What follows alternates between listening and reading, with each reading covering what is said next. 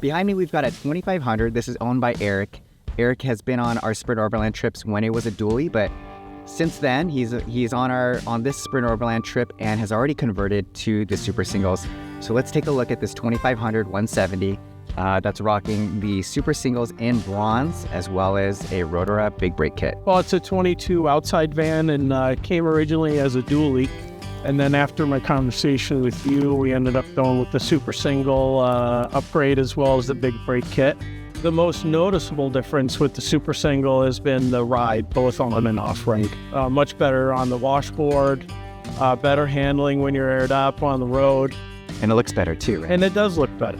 That's the big positive right there. It's got a better stance. It's got a unique wheel that nobody has, that the 2500s can't even get with this deep dish look, right? Especially in the rear. With a 17-inch wheel, you can put a big brake kit in there, 6-piston front, 6-piston rear, which in that portal pass that you went down, helped out a lot. What is in that portal? You said about 5-6 miles straight down. So much more confidence going down in a big brake kit than stock. Correct. Yeah. And you get to choose your color. We're going to talk about that. Custom color, you did orange, right? Yeah. Why'd you choose orange? KTM. Can't argue with that.